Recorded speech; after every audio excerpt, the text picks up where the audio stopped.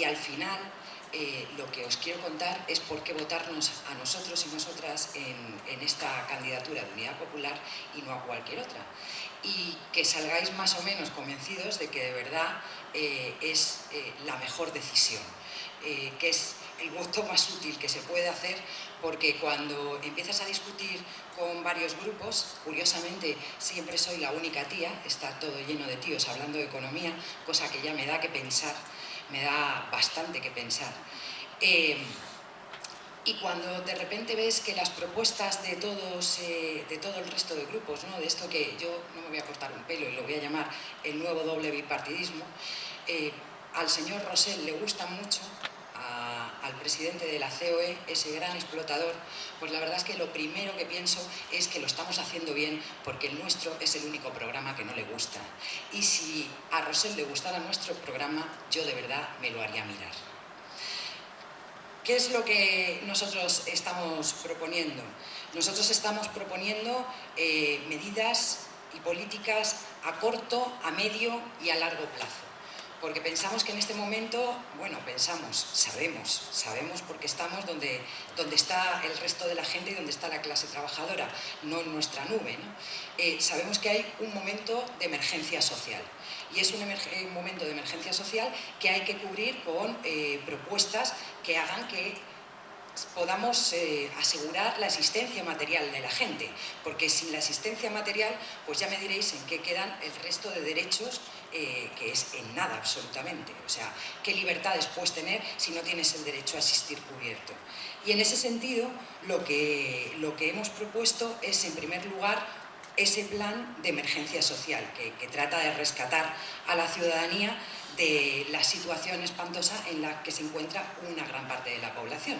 Porque, como muy bien comentaba José, efectivamente, nos vienen, yo estoy discutiendo con gente del PP todos los días que me dicen a la cara que el 80% de los trabajos que se están creando en la Unión Europea se están creando en España, que hay una recuperación espectacular, pero no podemos, y es lo que trato de que comprendan, ¿no?, que a mí los datos macroeconómicos me dan absolutamente igual si eso no llega, si ese presunto crecimiento no llega a las personas de a pie, que es lo que está sucediendo, ¿no? No solamente eso, sino que esos trabajos que se están creando están consiguiendo el fenómeno de que haya un 14% de trabajadores pobres, es decir, tienes trabajo, pero encima no puedes ni siquiera pagar la luz, comer, ni dar de comer a tu familia, ¿no? Esto es lo que están viviendo las familias de clase trabajadora en este país. Y mientras tanto, bueno, donde además es que un 30% de la gente está en riesgo de pobreza, o sea, está por debajo del nivel de la pobreza, un 30%.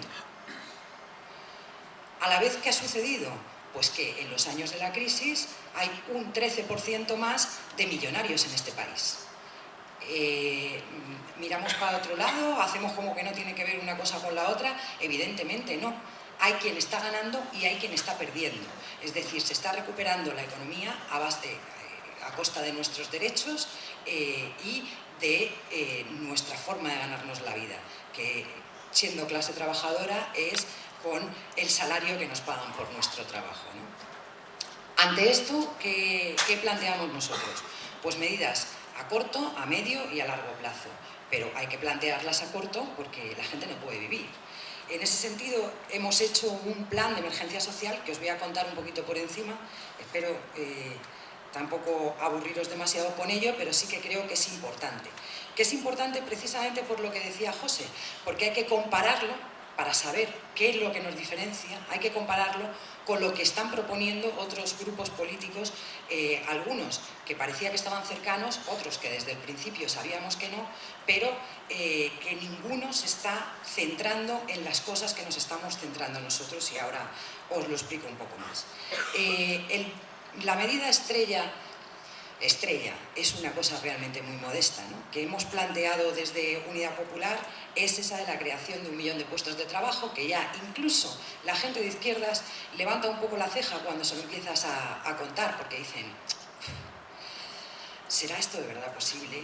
¿No será como siempre en las propuestas electorales?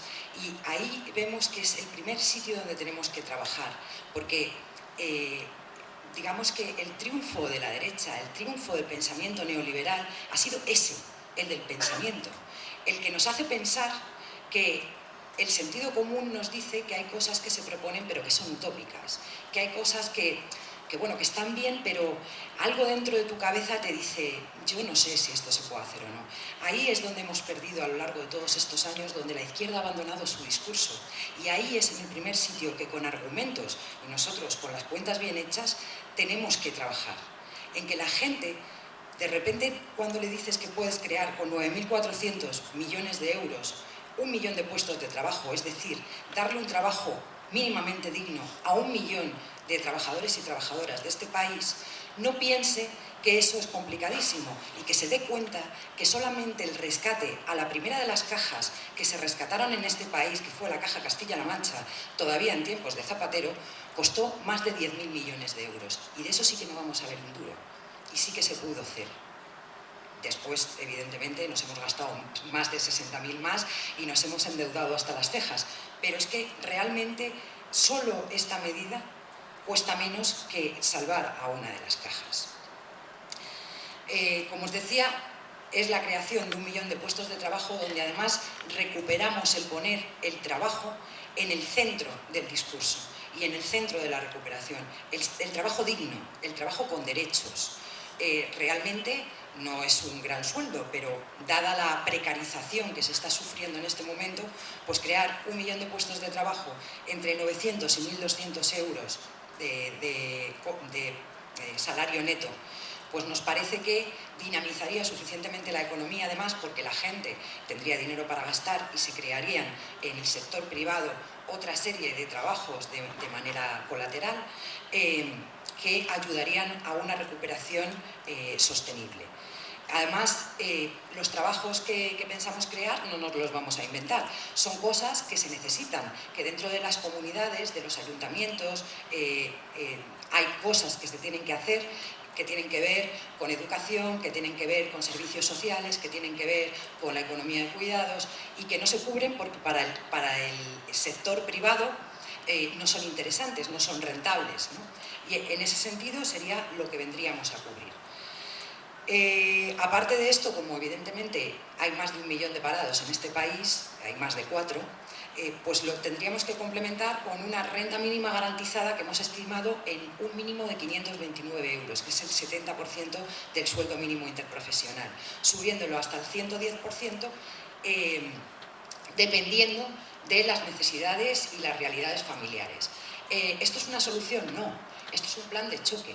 Porque, como os decía al principio, lo que queremos es garantizar la existencia material de la gente, que nadie no tenga un ingreso, que nadie se muera de hambre, que nadie tenga que rebuscar en un contenedor. Y eso ya no es poco, es devolver un poco la dignidad a la gente. Aparte de esto, bueno, esto de la pensión, de la renta mínima garantizada, tendría un coste de 2.600 millones de euros, que sumamos a lo anterior. Haríamos un plan de formación para 600.000 parados de larga duración, que son un problema para ellos, o sea, para nosotros no son un problema, pero es un problema cuando caes en el paro durante muchísimo tiempo y creemos que hay que ayudar con formación, pero ojo, con formación pagada. Serían una especie de contratos de formación de 35 horas semanales, donde la gente además percibiese un salario de 700 euros mientras está en este plan, ¿no? que le ayude a... otro plan de empleo juvenil.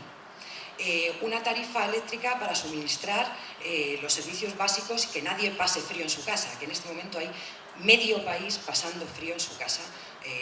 Y luego paso a contaros algo más, ¿no? Porque esto sería el plan de choque, pero no nos queremos quedar ni muchísimo menos ahí. Un sistema de ayuda a las pymes y los autónomos, pero un sistema de ayuda real, no uno que ayude a que la gente tenga que darse de alta como autónomo y en realidad lo que sea es que está doblemente explotado como un falso autónomo por las grandes empresas, que es lo que cada día se produce más en este país, ¿no? Y luego después creemos que además, dentro de esa perspectiva que comentaban mis compañeros, feminista que tiene toda nuestra candidatura y todas nuestras políticas, el establecimiento de los permisos de paternidad y maternidad que fueran iguales en el número de semanas e intransferibles, que los vamos a ir subiendo hasta las 16, pues también ayudaría muchísimo a las mujeres y a su inserción laboral y a no estar siempre siendo las que ganan menos, tienen menores pensiones y demás. Todo esto como plan de choque. Y todo esto como plan de choque que hace que nadie pase frío, que todo el mundo tenga un ingreso, que el trabajo se empiece a convertir en más decente, porque algo que no os he contado sobre el plan de trabajo garantizado es que además de crear esos puestos de trabajo, al estar dando unos salarios mínimamente decentes, sirve de palanca para de alguna manera desincentivar el trabajo miserable pagado por debajo de los 400 euros con el que ahora están explotando a una gran parte de la clase trabajadora, sobre todo a los jóvenes.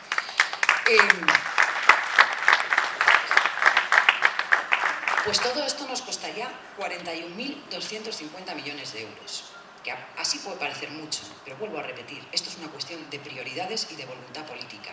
En salvar al sector bancario de este país nos hemos gastado más de 60.000 millones de euros. Y en realidad nos hemos gastado mucho más, porque eso es lo que ha ido directamente. Pero solamente en el año 2012 las ayudas al sector bancario, que no son solamente lo que le metes como salvamento, sino los avales y muchos otros apoyos indirectos, eran más de 250.000 millones de euros. Más de 250.000 millones de euros. Es decir, estamos hablando de tener una vida decente, de que toda la clase trabajadora, de que las familias de clase trabajadora no estén pasando penurias por 41.000 millones.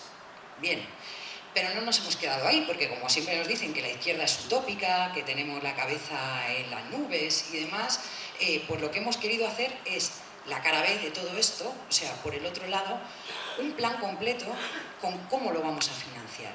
Y lo primero que hemos pensado es, si hay un 14% más de trabajadores pobres y hay un 13% más de millonarios en este país, que paguen ellos.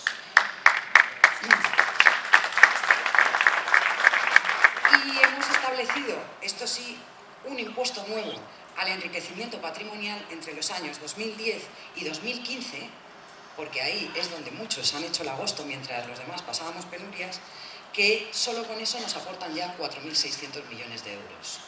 Hemos hecho una equiparación entre las rentas del capital y las rentas del trabajo, que parece mentira, pero quien sostiene el sistema fiscal y el Estado de este país son los trabajadores, no las grandes empresas y sus grandes beneficios. Esos, como ha dicho muy bien José, los llevan y duermen en paraísos fiscales y aquí no se ve un duro, y además el Estado los subvenciona, es algo tremendo. Y esto a mí me parece muy modesto porque me gustaría ir bastante más allá, tendrían que pagar ellos mucho más, pero las hemos equiparado, ¿no? Y solamente haciendo esto ya tenemos casi otros 1.000 millones de euros. Hemos establecido un impuesto que realmente esto ya está pactado en la Unión Europea, pero no vamos a esperar a que los 11 países que en un sistema que se llama de cooperación reforzada lo implante, sino que nosotros lo implantaríamos directamente. Nos dicen, ¿se van a ir los millonarios corriendo? Que se vayan. Que realmente para lo que aportan hay muchos que nos daría bastante igual, no lo íbamos a notar, pero es que es mentira. En Francia lo han puesto y menos Gerard Depardieu no hemos visto que se fuera nadie más corriendo. Y en, por ejemplo, Brasil, que es uno de los países que más inversión extranjera recibe, lo tienen hace muchísimo tiempo y siguen recibiendo dinero del exterior. Entonces, realmente, cada vez que desde los medios de comunicación de masas, desde la tele y demás, nos bombardean con estos mensajes de que si haces esto va a ser el caos, realmente lo que están haciendo es defender los intereses de quien manda realmente, de quien les ordena a ellos lo que tienen que contar, no los nuestros. Pues con este impuesto a las transacciones financieras, que además solamente es para los especuladores, porque yo creo que ninguno de nosotros ni nosotras vende y compra 50.000 millones de acciones en un día, los únicos que lo hacen son ellos, solo con esto otros 4.500 millones de euros. Un nuevo impuesto a la riqueza que recupere y sustituya al impuesto sobre el patrimonio. Esto con unos tipos un poco más ajustados, otros 3.400 millones de euros. Por supuesto, dotar de medios a la agencia tributaria y Hacienda, porque es impresionante que sabiendo que de cada euro que se invierte en tener más inspectores, más técnicos de Hacienda, no que nos hagan paralelas a nosotros, sino que busquen esa bolsa de fraude fiscal que existe en este país, que por año son 80.000 millones de euros, lo que defraudan en un 70% las grandes empresas, las transnacionales y las grandes fortunas de este país. No son los 4 autónomos ni el que de repente ha tenido 2 pagadores en un año, son las grandes empresas y las grandes multinacionales y las grandes fortunas. Pues cada año son 80.000 millones, pero es que teniendo en cuenta el periodo que tarda todo eso en caducar, que además nosotros lo subiríamos para que se pueda perseguir a esos defraudadores durante muchos más años, en España tenemos una bolsa viva de dinero por cobrar de 350.000 millones. Compañeros y compañeras, nos quedamos sin deuda. Si lo recuperamos, la hemos pagado. O sea, no os digo más realmente qué es lo que importa y qué no es lo que importa para los poderosos y los que gestionan sus intereses, ¿no? Porque luego, bien que nos torturan con el tema de la deuda y de que hemos gastado demasiado y de que son insostenibles los servicios públicos. Y realmente tenemos deuda porque queremos, porque quieren. Eliminaríamos el sistema de módulos y de SICAP, bueno, le pondríamos restricciones al sistema de módulos, estableceríamos un nuevo impuesto sobre bienes suntuarios, no se puede gravar igual un yate o una mansión que una casa de primera necesidad, ¿no? Y luego habría varios efectos expansivos de esto del trabajo garantizado y la recaudación tanto para la hacienda pública como para la seguridad social. Total, por no aburriros más con esto, lo que es muy importante es saber que haciendo todas estas cosas recaudamos, según nuestras cuentas, que están muy bien hechas, os lo puedo asegurar, mucho mejor que las del PP, más de 45.600 millones de euros. ¿Y esto qué quiere decir? Pues que todo lo que os he contado antes se puede hacer y encima nos sobran 4.425 millones de euros. Si esto no se hace, si la gente lo está pasando mal, es porque interesa a quien tiene el poder. Y desde luego, no porque sea imposible, es una cuestión de prioridades y de voluntad política. Y esto es lo primero que nosotros y nosotras tenemos pensado hacer como plan de choque. Pero aparte de todo esto, lo que es muy importante saber es que hace falta un cambio de modelo. Un cambio de modelo porque este en el que estamos es insostenible.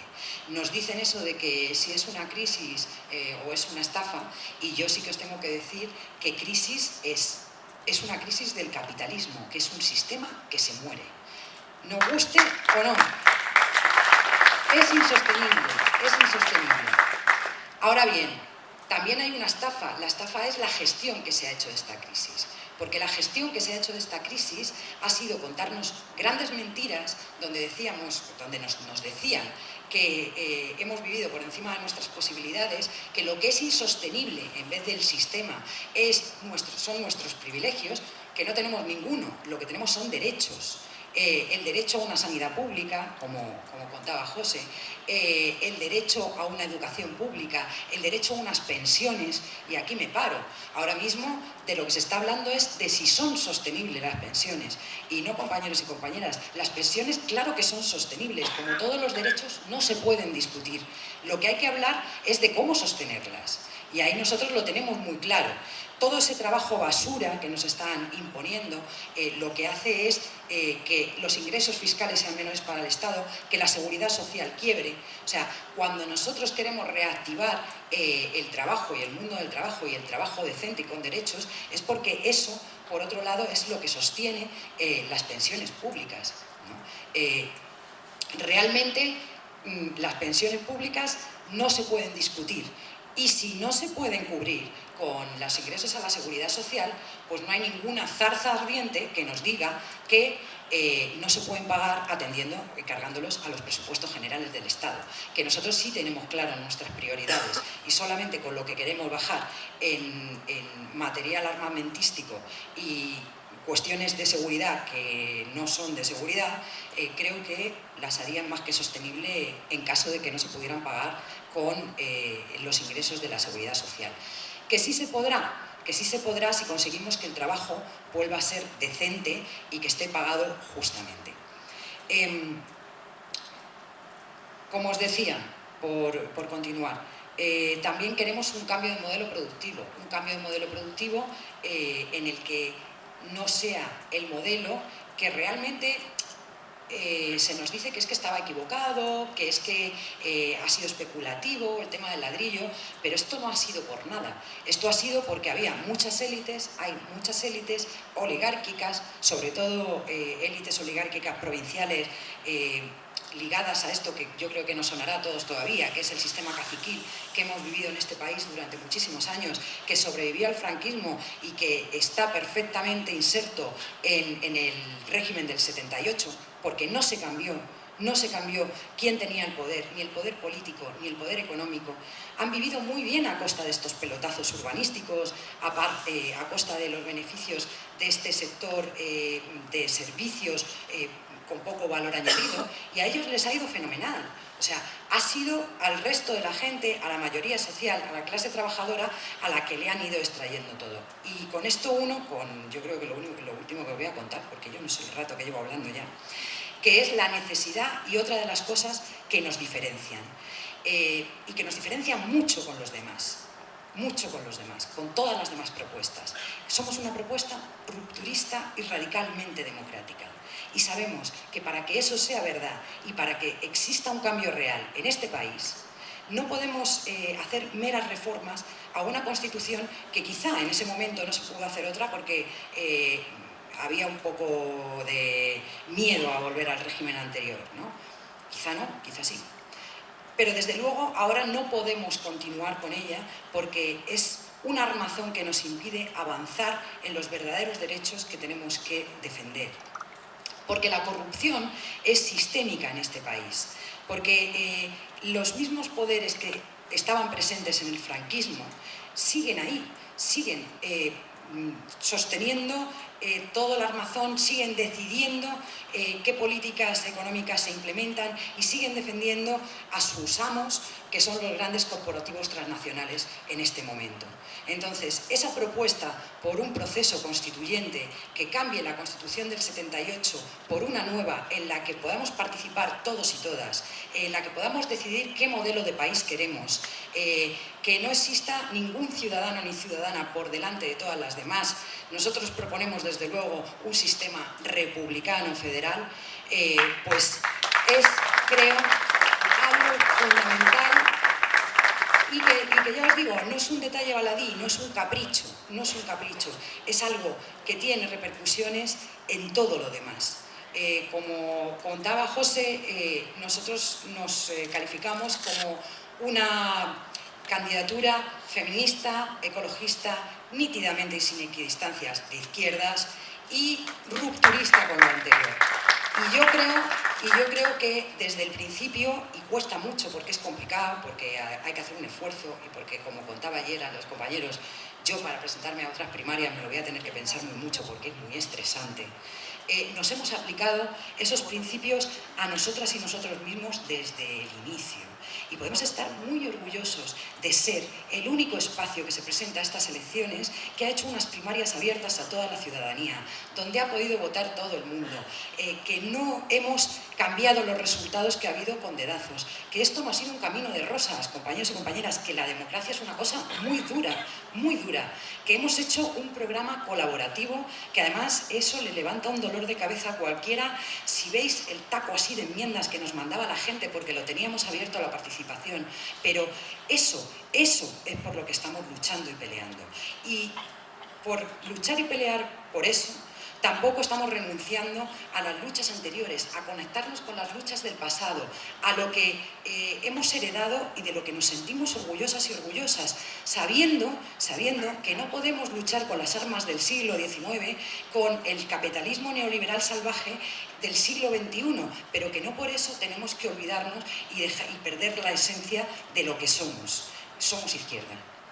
Y lo último es llamaros, por supuesto, a que nos acompañéis, a que participéis, a que nos votéis, porque se tiene que escuchar esa voz y no hay ninguna otra que esté defendiendo estos valores, estos principios, ni estas propuestas, se tiene que escuchar dentro de las instituciones. Pero lo más importante, y es donde se va a dar la batalla de verdad, va a ser que eso se acompañe con la movilización en la calle, porque viene una legislatura tremendamente complicada, donde lo poco que nos queda nos lo van a tratar de arrebatar, y vamos a tener que ser muchos y muchas, y que movilizarnos todos juntos para que no nos quiten lo que es nuestro, y para conseguir elaborar y sacar a flote ese modelo de país que es por el que estamos peleando. Y yo creo que con esto, muchas gracias a todos.